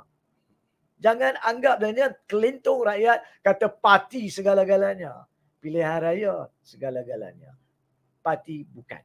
Baru sekarang demi kepentingan awak sendiri, awak buat undang-undang yang kononnya nak hadkan hak wakil rakyat, awak letak parti politik. Itu pun awak tak reti buat pindaan. Terima kasih kerana ketidakpandaian awak. Saya, Haji pun tahu. Saya tak peduli pun langkah apa sekalipun. Ya. Langkah Dubai ke, parti itu ke, parti ini. Saya tak menyokong pun mana-mana pihak. Tetapi saya nak tanya juga Haji. Yes. Okey. SD. Okey. Bila kata percaturan politik berselindung di sebalik undang-undang lompat parti, kan? OSD dah tak terpakai, kerajaan tak boleh dijatuhkan. Saya nak tanya Haji, kalau benarlah berlaku apa langkah sekalipun, adakah perkara-perkara yang dilakukan itu dijamin perlembagaan? Boleh dilakukan ataupun tidak? Satu soalan yang cukup baik. Sebab perlembagaan kita berkaitan dengan sokongan majoriti Perdana Menteri. Cuma mengatakan di bawah perkara 43 Fasal 4, apabila seorang Perdana Menteri telah hilang sokongan majoriti, maka dia perlu menghadap Agung. Betul? Tetapi pada masa yang sama, bagaimanakah seorang Perdana Menteri hilang sokongan majoriti tidak ditakrifkan di dalam perlembagaan? Sama ada perlu, wajib, satu-satunya cara usul undi tak percaya di Parlimen? Tidak. Tidak. Itu amalan di setengah-setengah negara. Melalui surat akuan bersumpah, statutory declaration. Itu amalan yang pernah dipakai dan masih wujud. Kalau ada orang yang menyokong Anwar Ibrahim sebelum ini sebagai Perdana Menteri, tiba-tiba nak bagi tahu kat rakyat dan kepada speaker dan kepada Agung, tapi dia tak dapat masuk ke istana. Dia buat satu siaran secara langsung di depan istana atau di depan Parlimen atau di depan rumah rasmi Perdana Menteri atau di depan PMO. Kami 87 orang menarik balik sokongan kami daripada Perdana Menteri. Sah. Sah untuk Agung memanggil dia orang. Betul ke apa yang awak cakap tu ataupun awak melawak? Setakat itu je lah Agung tanya. Betul kami. Kenapa tak bawa ke Parlimen? Parlimen belum bersidang. Kalau kita ambil contoh sekarang pun, Parlimen cuma akan bersidang pada 26 Februari. Sebulan setengah lagi. Saya tak mampu nak tunggu sampai 26 Februari. Dalam sebulan setengah ni, kita tak tahu apa polisi-polisi bodoh yang dibawa oleh kerajaan. Jadi saya sebagai wakil rakyat bertanggungjawab kepada rakyat saya. Saya nak tarik balik sekarang. Saya nak tarik balik sekarang. Dan SD yang saya dah siap, contohnya, saya nak sembah kepada Agung, dia orang tak bagi saya buat bertemu janji dengan Kebawah Duli yang di Bentong Agung. Jadi saya nak bawa ke perhatian baginda tuanku.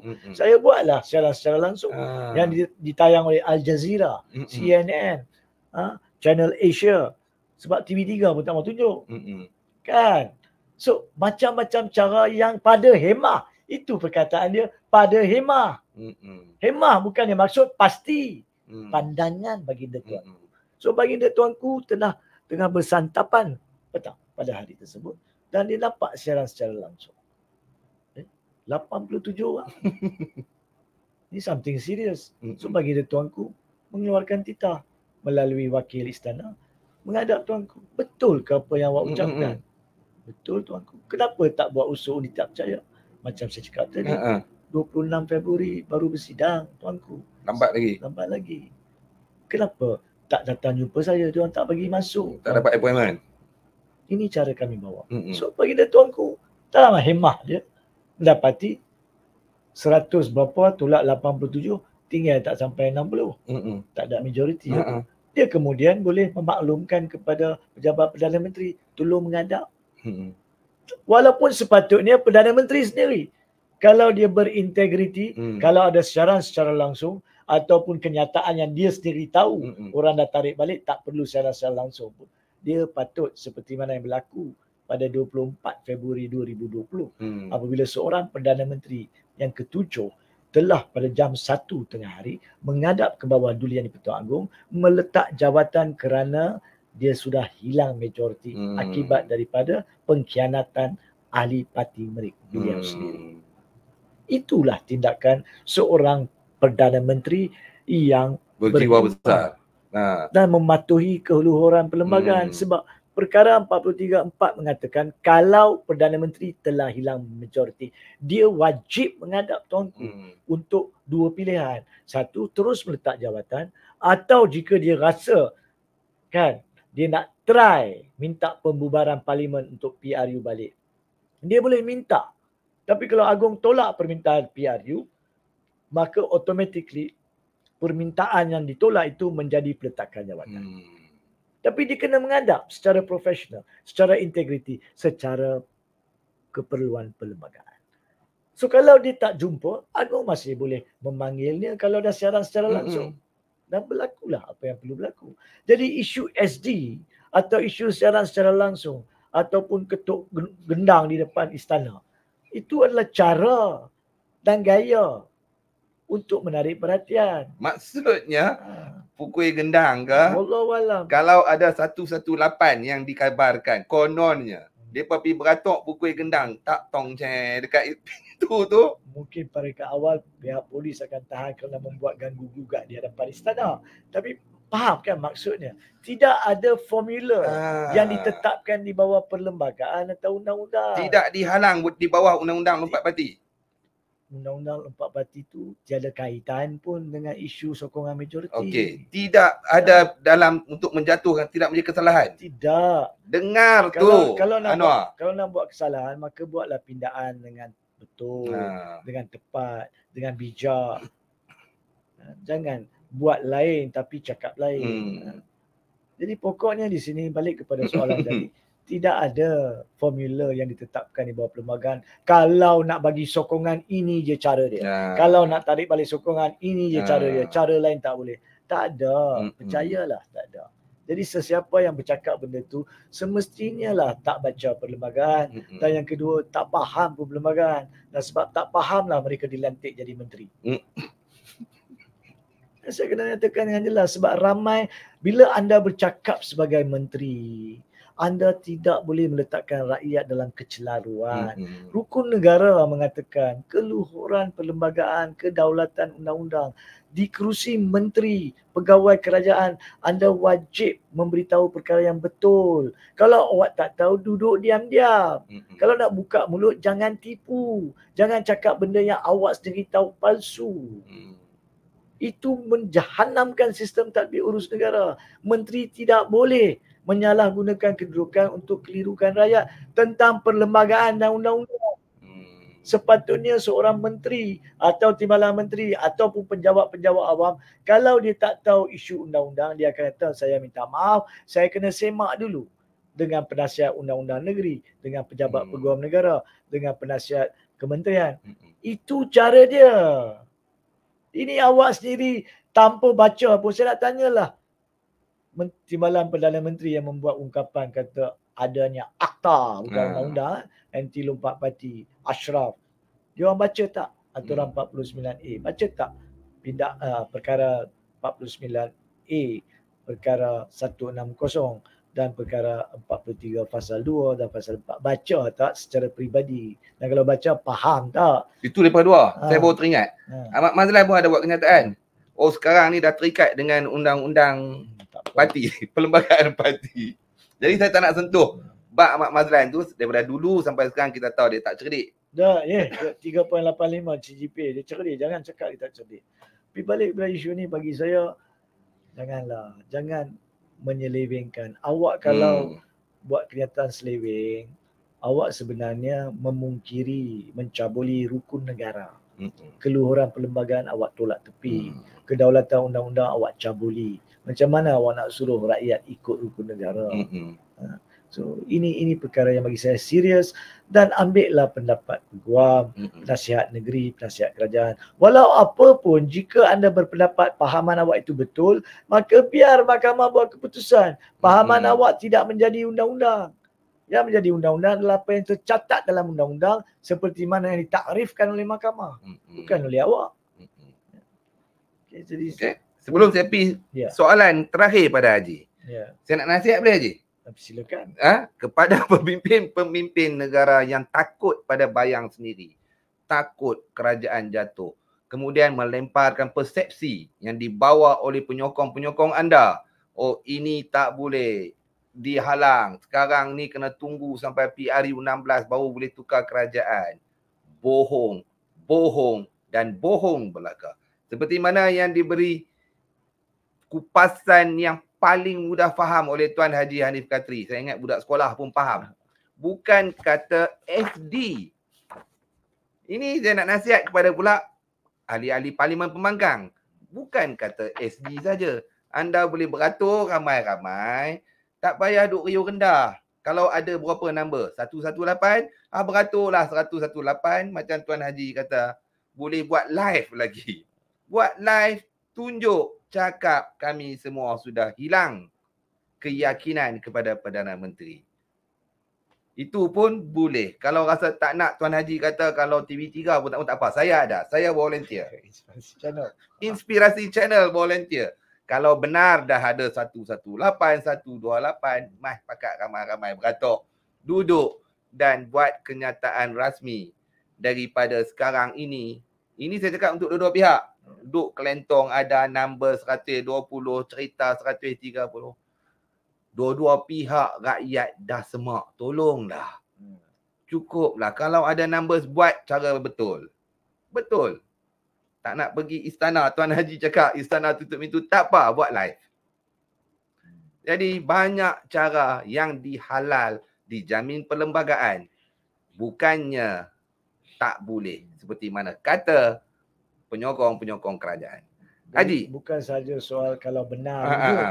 Dan benar wujud pun kalau anda tak bacul. Anda kena berani kalau betul anda nak tarik balik sokongan. Jangan cakap tarik balik sokongan tapi takut. Inilah yang selalu kita sebut adalah kelemahan dan ketidakmatangan pemimpin politik yang kita ada zaman sekarang ni. Sebab tu saya nyatakan, saya telah beberapa kali mengatakan pemimpin atau wakil rakyat seperti Hassan Arifin adalah orang yang saya hormati sebab dia tekankan apa yang betul secara konsisten. Ahli Parlimen Pasir Gudang. Pasir Gudang. Walaupun kerajaan adalah parti beliau, kalau kerajaan buat salah, dia tegur tanpa gundah ganjara. Tapi dia bukan bacul macam banyak pemimpin-pemimpin yang ada sekarang. Kalau betul lah macam saudara Fadil, kalau betul anda nak tarik balik sokongan, maka jangan bacul, buat apa yang perlu. Jangan kelirukan rakyat juga seperti mana kerajaan kita sentuh tadi mengelirukan rakyat. Anda pun tidak berhak kelirukan rakyat. Tidak boleh letakkan rakyat dalam keadaan apa dah berlaku ni. Tak boleh. Dua-dua pihak sama aja. Dua-dua pihak sama aja. Kembali ke landasan yang benar. Okey Haji, kenyataan Ketua Polis Negara tentang langkah Dubai lah. Langkah Dubai, langkah Cameron Highland lah, macam-macam langkah. Dia kemudian dia dalam kenyataan tu, saya tengok kenyataan tu, sidang video ketika itu, dia menyebut nama Raja Petranya. Kemudian adalah lagi 2-3 nama. Kononnya orang yang tidak ada locus standi. Mereka ini bukanlah pemimpin parti politik. Tidak mempunyai hak untuk bercakap tentang langkah Dubai, langkah Cameron Highland, langkah Miri, langkah Bintulu. Tak kisahlah apa langkah. Betul ataupun tidak. Itu yang pertama. Baik. Saya nak tanya dua sekali soalan. Yang keduanya, apa nama? Tak sabar dua soalan tu. Silakan. Bukan apa, takut lupa. Ni dah Haji Pembotong lupa dah lah. Tak apa, jawab tu dulu, lupa dah. Silakan. No. Itu yang pertama. Benarkah mereka ini adalah rakyat Malaysia? Tidak mempunyai hak local standi untuk berbicara tentang apa-apa langkah. Yang pertama. Yang kedua, diboleh ke mereka ini pula, tak silap saya, apa yang dikatakan oleh IGP tu tentang section tu, disiasat di bawah-bawah tu, yang saya tahu salah satunya adalah SOSMA. Takkan sampai SOSMA kot. Baik. Apa pandangan Haji? Baik, terima kasih. Juga satu soalan yang penting sebab dia semua mengait isu kenyataan Anwar Ibrahim, isu undang-undang anti lompat parti dan isu kenyataan IGP ni. Tapi sebelum saya nak jawab soalan tersebut tentang isu IGP, saya percaya kenyataan dibuat pada malam hari Selasa 9 hari bulan Januari, yakni selepas laporan polis dibuat oleh Syamsul Iskandar, Setiausaha Politik Anwar. Setiausaha Politik Kanan Anwar pada 8 Januari hari Isnin. Nah, itu yang berpunca kepada itu. Sebab apa yang berlaku adalah Syamsul Iskandar buat laporan polis. Dia menerajui pelbagai laporan polis yang dibuat di satu negara oleh orang-orang daripada pihak kerajaan. Dan dia menjadi jurucakap mewakili kerajaan. So itu pada 8 Januari. Selepas itu berlaku, pada 9 Januari ada beberapa pihak yang membuat laporan polis balasan yang mengatakan, bagaimanakah anda boleh buat laporan polis kononnya menukar kerajaan adalah jenayah, dan minta Syamsul Iskandar dan yang lain disiasat. So apabila ada dua batch laporan polis yang bertentangan, yang saling kait-mengait ni, maka pada malam itu saya percaya IGP terpaksa terpanggil membuat satu kenyataan tentang kedudukan laporan-laporan polis ini. Walaupun dalam kenyataan IGP dia tidak menyentuh laporan-laporan yang dibuat oleh pihak satu lagi terhadap Syamsul Iskandar secara khusus, tapi saya percaya dilakukan kerana kenyataan-kenyataan dan laporan-laporan yang telah pun dibuat terhadap Syamsul Iskandar.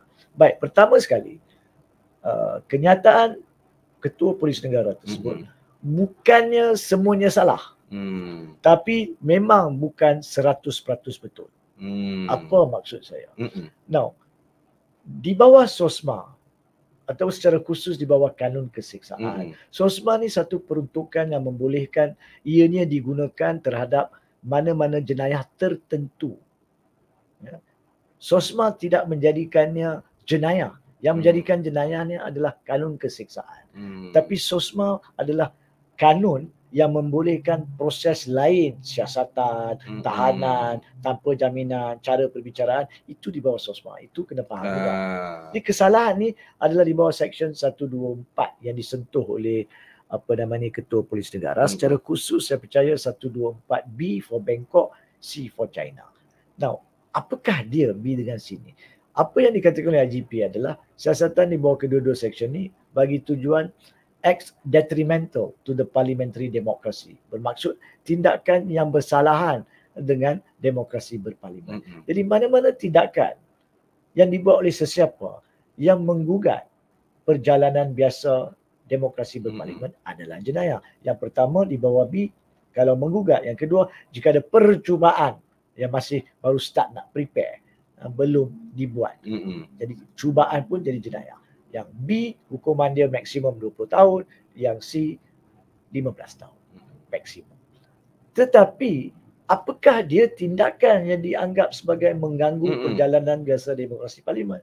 Itu tidak dihuraikan melalui Seksyen 124B dan C. Itu kena tengok seksyen lain. Seksyen 130A pula. Yang mana ada nyatakan takrifan. Apa tu takrifan?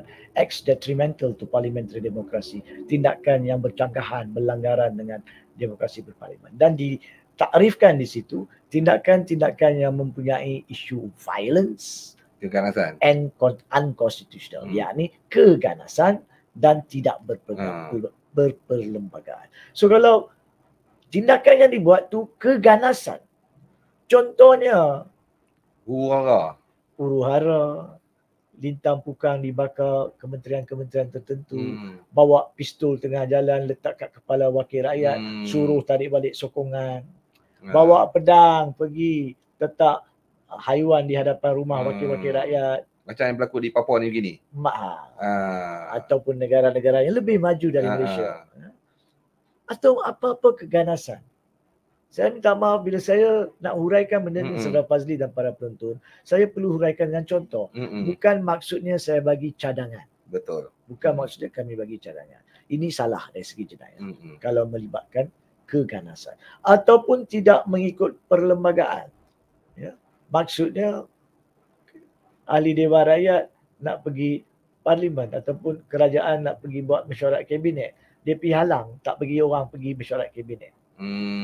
Itu bukan saja melanggar perlembagaan, itu keganasan juga. So kalau keganasan ataupun melanggar perlembagaan, baru dia menjadi acts detrimental to parliamentary democracy. Tetapi kalau apa yang dibuat dibenarkan di bawah perlembagaan, iaitu menarik balik sokongan Perdana Menteri oleh wakil rakyat, dibenarkan di bawah perlembagaan, baru tadi kita bincang. Sama ada usul undi tak percaya, sama ada SD, sama ada kenyataan siaran secara langsung menarik balik sokongan majoriti. Yang tu saya berminat. Apa-apa cara yang bukannya berbentuk violent, keganasan dan tidak menyalahi perlembagaan, sah.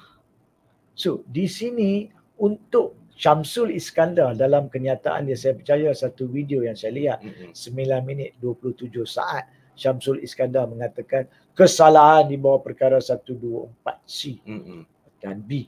Salah. Syamsul Iskandar yang salah. Melainkan politik Anwar tu yang salah. Melainkan dalam laporan polis, saya nak letak caveat, saya letak syarat. Melainkan dalam laporan polis dia mengatakan ada wakil rakyat A dan wakil rakyat B telah membawa bom tangan, jumpa di sana dan telah bersedia untuk mengebom. Benda macam ni kalau ada, itu lain. Baru siasat. Tapi kalau dia kata nak tarik balik sokongan kerana sudah ada undang-undang anti lompat parti, itu salah.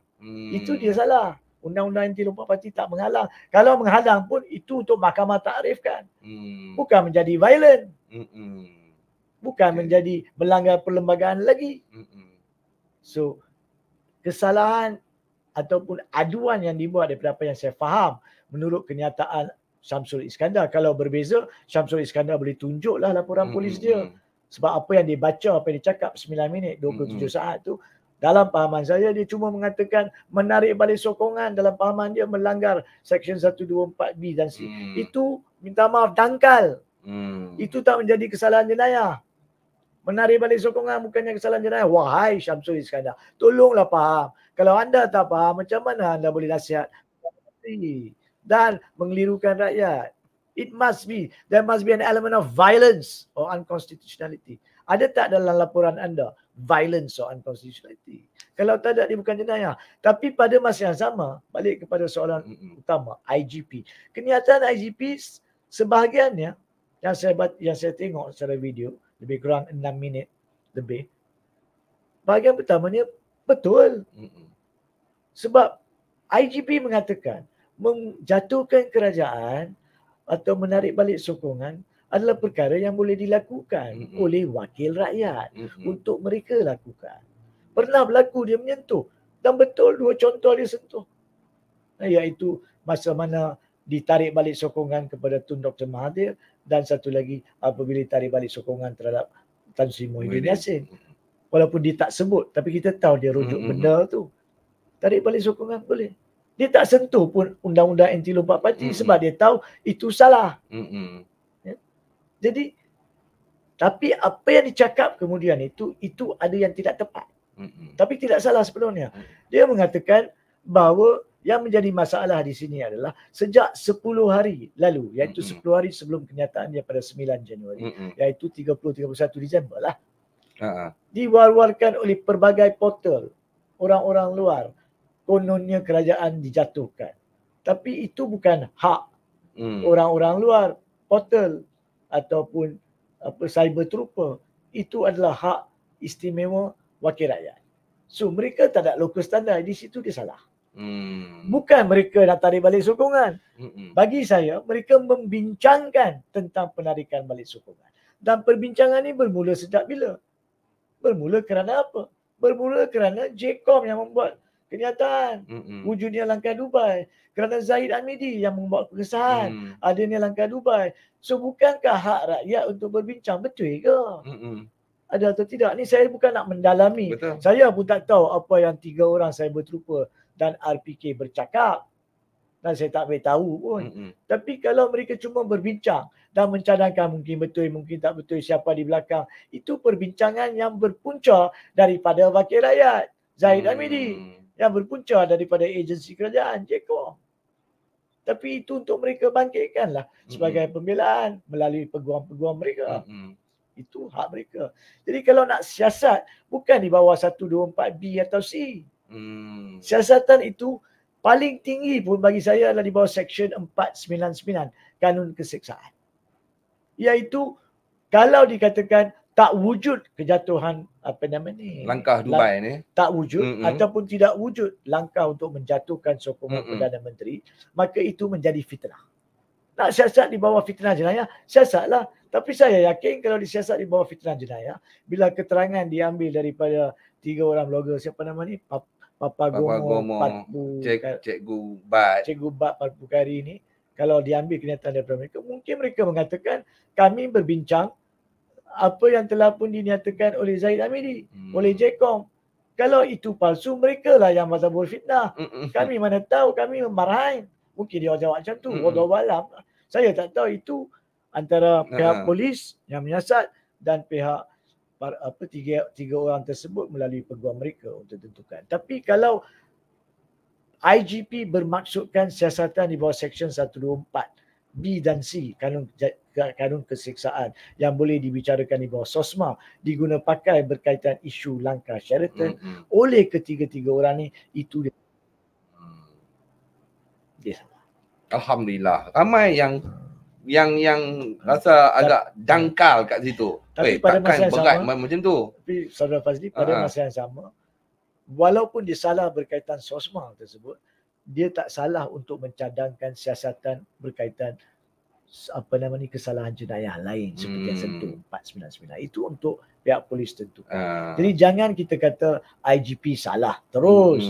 Ada benda dia betul sebab dia telah betulkan. Dia bukan menyiasat isu menjatuhkan kerajaan. Dia menyiasat orang-orang luar daripada parlimen yang berbincang. Tapi itu adalah isu yang beliau perlu siasat dan kemudian saya percaya dia akan rumuskan tidak ada kesalahan pun. Sebab kalau Perdana Menteri pun cakap tidak ada percaturan politik, kalau Perdana Menteri pun cakap tentang derma 750 juta ringgit dan Timbalan Perdana Menteri pun sahkan apa yang JCOM cakap, bukankah mana-mana rakyat Malaysia akan berbincang, betul ke? Sah ke? Bila ke? Siapakah Perdana Menteri baru? Mestilah orang bincang sebab rakyat Malaysia ni bukan yang bodoh. Tapi tak apalah, kita tak mau mencampuri. Betul. Siasatan cuma nak menyatakan mana silap IGP dan mana betulnya IGP. Itu sahaja. Saya teringat kata Menteri Komunikasi Fahmi Fadzil. Jangan sebar berita palsu. Sahih baru sebar. Kalau tidak, anda akan diambil tindakan di bawah SKMM. Ada satu akta lah. Menyebarkan berita-berita palsu. Bila saya teringat apa yang dikatakan oleh Menteri Komunikasi itu, kena siasat lah kot SKMM, kena siasat lah kot Anwar Ibrahim. Dia pun antara salah seorang auta duk membawa cerita palsu. Cerita 500 juta, 750 juta. Jadi nasihat saya kepada sebenarnya bukan Anwar Ibrahim saja. Siasatan terhadap Anwar Ibrahim boleh dimulakan berkaitan dengan kononnya ada titah baginda tuanku. Suruh buat kerja urus tadbir negara dan baginda tuanku tidak masuki dalam percaturan politik dan kaitan dengan derma 750.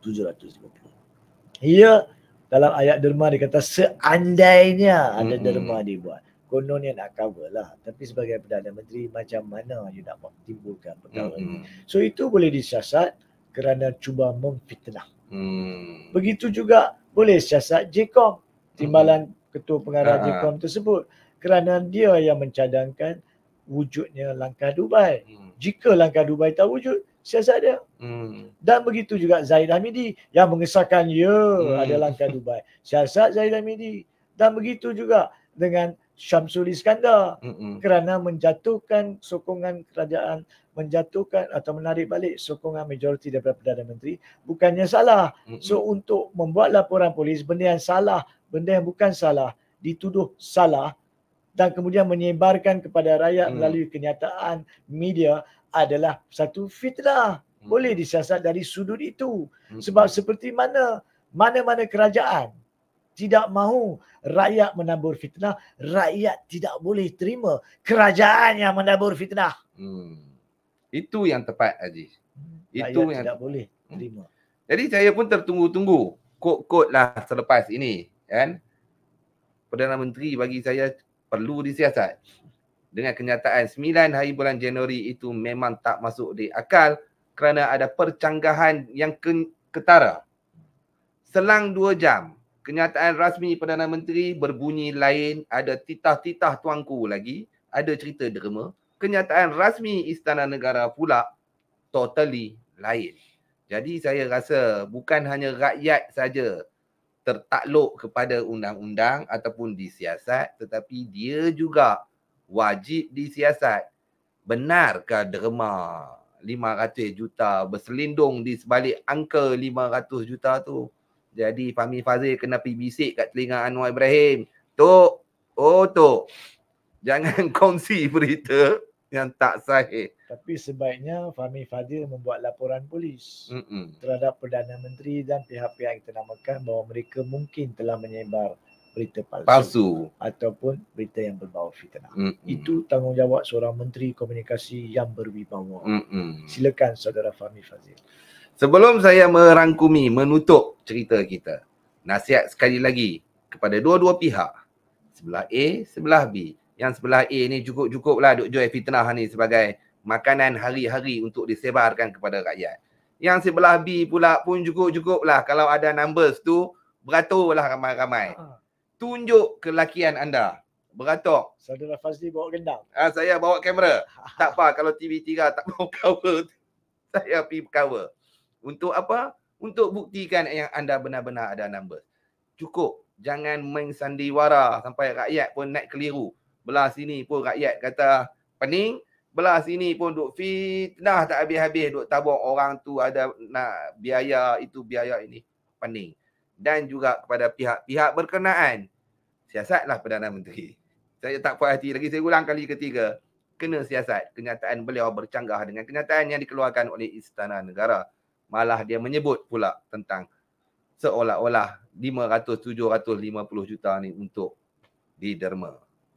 Sama juga saya teringat apa di zaman Najib Razak dulu derma Pak Arab. Jadi derma ni dah cukup sensitif dah. Rakyat Malaysia ni dah sakit telinga dengar pasal derma. Sensitif. Dulu Najib pun derma. Sekarang Anwar pakai modal yang sama, ada derma.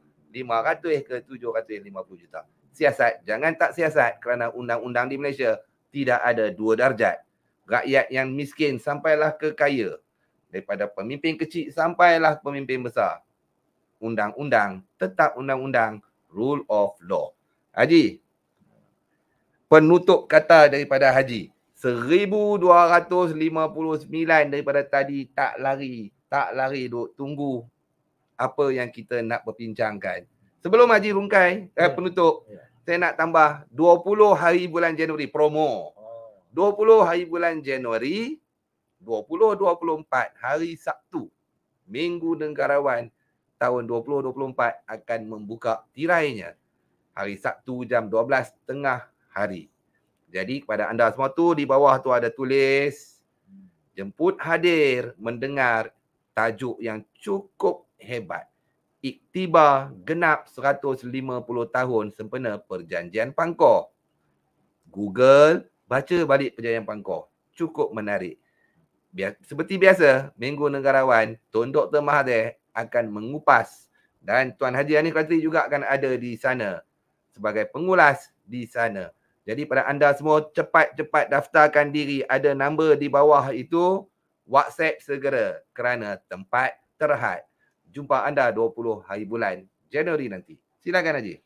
Ya, secara rumusan, bagi saya lah, kita semua rakyat Malaysia yang matang. Kita semua nak perkara yang baik untuk negara. Sebuah kerajaan yang dilantik untuk mentadbir urus tadbir negara, teruslah tadbir dengan sebaik mungkin anda boleh tadbir. Dalam masa yang sama, tidak perlulah dicampuri dengan politik-politik kotor untuk tabur fitnah atau tuhmahan sampai ke tahap menjatuhkan nilai dan martabat kerusi ke bawah duli yang di-Pertuan Agong. Begitu juga, hormatilah konsep keluhuran perlembagaan dan kedaulatan undang-undang, iaitu jika sebenar-benarnya sudah hilang sokongan majoriti kepada Perdana Menteri pada bila-bila masa, maka dia wajar menghadap tuanku untuk meletak jawatan. Dan pada masa yang sama, kalau sebenar-benarnya pihak pembangkang dan yang sedang menyokong Perdana Menteri telah menarik balik sokongan, maka mereka pun kena berani tunjulkan diri, pergi membuat proses mengikut perlembagaan, iaitu memaklumkan kepada pihak baginda tuanku supaya baginda tuanku boleh mengambil langkah-langkah yang perlu. Rakyat perlukan kepastian dan rakyat perlukan urus tadbir negara yang kukuh dengan cara yang betul. Di sini kedua-dua pihak bertanggungjawab. Bukan saja kerajaan, malahan juga pembangkang. So, rakyat tidak boleh ada keadaan di mana tidak ada ketentuan. Tapi itu tidak bermakna kemungkinan ketidaktentuan itu mengharamkan penukaran kerajaan. Itu salah. Itu hak perlembagaan dan undang-undang kepada ahli parlimen, dan laksanakanlah dengan cara yang terbaik ikut kedudukan apa yang anda putuskan. Itu saja. Saya harap Malaysia boleh berwibawa, walaupun di bawah pemimpin-pemimpin yang separuh daripada mereka ini tidak layak untuk menerajui ke arah ekonomi yang lebih kukuh, ke arah penyelesaian kesengsaraan rakyat yang bertimbun. Benda ini dah jadi retorik biasa. Rakyat mengadu. Tapi aduan itu ada asas. Perlu kerajaan yang boleh bimbing kita keluar, tapi keluar dengan ikhlas dan jujur, bukan melalui permainan politik palsu. Wallahualam. Terima kasih. Kami menjunjung tinggi pemerintahan ke bawah duli tuanku. Kami yakin kebijaksanaan tuanku. Dan kami juga tidak mahu Perdana Menteri cuba mengheret institusi yang di-Pertuan Agong itu di dalam percaturan politik mereka. Politik parti mereka. Biarlah tuanku tahulah apa yang tuanku nak buat. Kepada pemimpin-pemimpin dalam kerajaan, sekali lagi, cukuplah dengan fitnah-fitnah yang rakyat dah muak. Langkah itu, langkah ini, langkah itu. Begitu juga kepada pembangkang. Cukuplah. Kalau ada, tonjolkan diri. Rakyat tak marah. Dan saya yakin Istana Negara juga akan menjunjung tinggi perlembagaan. Kalau benar ada, buatlah macam seperti mana kata Tuan Haji, buatlah cara betul. Kerana tuanku tahulah nak buat mengikut proses-proses yang sedia ada. Dan akhir kalam, cukuplah. Tun Dr. Mahathir bin Mohamad tidak ada kena-mengena dengan apa jua langkah. Apatah lagi untuk Tun Dr. Mahathir seperti mana yang dimainkan pula di belakang langkah Dubai dengan membiayai 500 hingga 701 bilion rasuah kononnya datangnya daripada Tun Dr. Mahathir.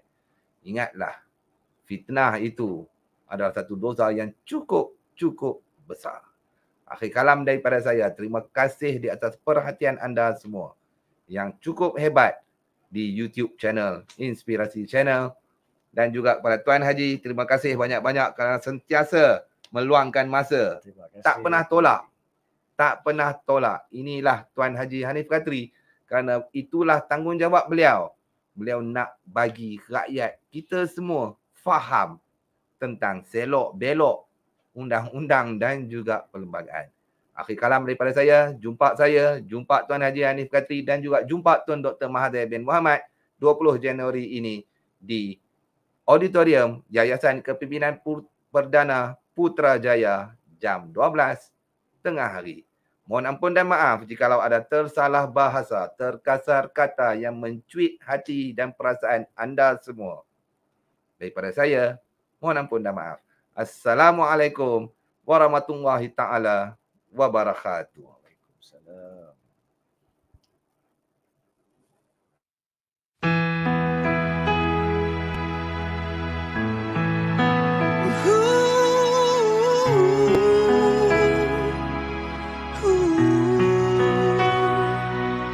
Damainya petang ini, aku sendiri memerhati pandangan yang tidak terjarak dengan kemusnahan, dilindungi keharmonian. Ilham karya hasil sentuhanmu, hingga kini kami masih menikmati jasa baktimu. Tun Dr. Mahathir Mohamad, inspirasiku, wawasanmu dikenali persada dunia.